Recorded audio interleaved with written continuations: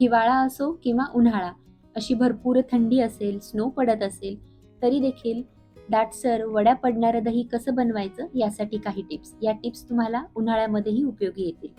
तर म्हशीचं किंवा गाईचं कोणतंही दूध घेऊ शकता. 2-3 मिनिटं उकळून घेतलं. एखादं काचेचं किंवा स्टीलचं भांडं घ्यावं. भांड्याच्या आतून सगळीकडे विरजणाचा असा एक पातळ थर द्यायचा.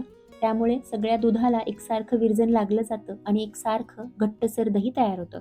विरजण्यासाठी घरचं किंवा डेअरीवर मिळणारं सुटं दही असतं ते घेऊ शकता. दूध हलकंसं गरम असावं, म्हणजे कोमटपेक्षा किंचित गरम, चटका बसू नये पण थोडंसं गरम असावं. आणि तुमच्याकडे उन्हाळा असेल, उष्णता असेल तर फक्त कोमट दूध घेऊ शकता. यावरती घट्ट बसणारं झाकण ठेवायचं, त्यामुळे बाहेरची हवा आत जात नाही आणि एखाद्या गरम ठिकाणी 7 ते 8 तासासाठी हे ठेवून द्या. तर इथं मी मायक्रोवेव्हमध्ये ठेवणार आहे, पण त्याआधी 15 सेकंदासाठी मायक्रोवेव्ह चालू केला, रिकामाच चालू केला, भांडं अजून बाहेर आहे आणि त्यानंतर हे भांडं आतमध्ये ठेवून द्यायचं. मायक्रोवेव्ह नसेल तर किचनमध्ये कुठेही तुम्ही हे भांडं ठेवू शकता. शक्यतो रात्री झोपण्यापूर्वी विरजण लावायचं, म्हणजे सकाळपर्यंत 7 ते 8 तास होतात आणि रात्रभर आपल्या याला हात लागत नाही, डिस्टर्ब होत नाही आणि दुसऱ्या दिवशी सकाळी असंच छान दाटसर आणि घट्टसर दही तयार होतं.